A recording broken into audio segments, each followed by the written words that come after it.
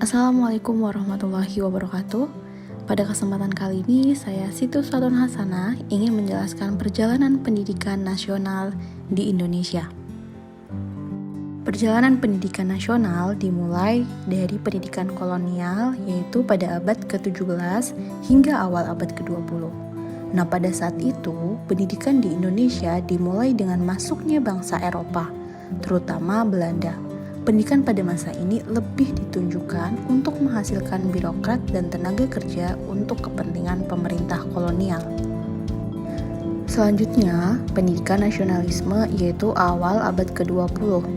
Pada awal abad ke-20 ini, muncul gerakan nasionalisme di Indonesia yang turut mempengaruhi sistem pendidikan. Beberapa tokoh seperti Ki Hajar Dewantoro berjuang untuk mendirikan taman siswa pada tahun 1922 yang menekankan pendidikan bagi rakyat dan kemandirian. Perjalanan pendidikan nasional Indonesia dilanjutkan pada zaman pendudukan Jepang pada tahun 1942 sampai dengan kemerdekaan Indonesia pada tahun 1945. Pada saat itu, sistem pendidikan diubah sesuai dengan kebijakan pendidikan Jepang. Bahasa Indonesia dijadikan bahasa pengantar di sekolah-sekolah, dan konsep kemandirian pada saat itu diutamakan.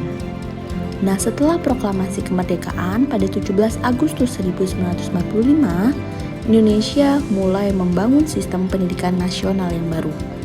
Pada tahun 1950 pun, Undang-Undang Dasar 1945 sudah mencantumkan hak dan kewajiban pendidikan bagi seluruh warga Indonesia. Dilanjutkan setelah kemerdekaan, yaitu berdirinya Sekolah Nasional pada tahun 1950 sampai dengan 1960. Pada era ini, pemerintah Indonesia membuka banyak sekolah nasional untuk meningkatkan akses pendidikan. Namun, masalah seperti ketidaksetaraan antara daerah perkotaan dan pedesaan masih terjadi. Pendidikan Indonesia setelah kemerdekaan dan pendidikan nasional dilanjutkanlah pendidikan era Orde Baru pada tahun 1966 sampai dengan 1998. Pada masa pemerintahan Orde Baru ini, pemerintah lebih mengutamakan pembangunan infrastruktur dan kurikulum yang lebih terpusat. Namun, kebijakan ini juga diwarnai oleh sentralisasi kekuasaan dan pengendalian politik terhadap pendidikan. Perjalanan pendidikan nasional Indonesia akhirnya pun mengalami reformasi pendidikan pada tahun 1998. Nah, setelah reformasi politik ini, Indonesia juga mengalami reformasi pendidikan. Pada saat itu diterapkannya kurikulum 2004 untuk meningkatkan relevansi dan daya saing pendidikan nasional. Dan pada tahun 2013 juga, pemerintah mulai menerapkan kurikulum 2013.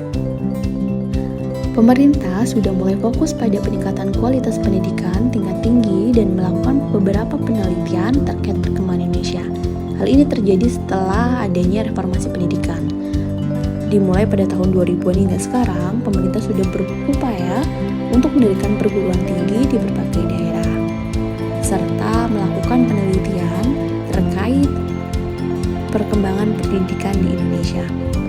Dan penerapan kurikulum merdeka yang mana digadang-gadang sebagai implementasi dari pemikiran pendidikan Ki Hajar Dewantoro pun sudah diterapkan di berbagai sekolah di Indonesia. Hal yang diharapkan adalah bahwa peserta didik dapat merdeka belajar, bahwa pendidikan sekarang ini adalah pendidikan yang berpusat pada peserta didik. Guru hanya dijadikan sebagai fasilitator untuk mengembangkan perkembangan peserta didik, baik dari segi karakter maupun akademik. Nah, dapat kita simpulkan, meskipun telah mengalami perkembangan yang signifikan, pendidikan di Indonesia masih dihadapkan pada berbagai tantangan, seperti ketidaksetaraan antar wilayah, kualitas guru, dan akses pendidikan bagi masyarakat di daerah terpencil. Upaya terus dilakukan untuk memperbaiki dan meningkatkan sistem pendidikan guna mencapai tujuan pembangunan pendidikan yang lebih baik di masa depan. Demikian informasi yang dapat saya sampaikan mengenai perjalanan pendidikan di Indonesia. Semoga dapat bermanfaat dan saya ucapkan terima kasih.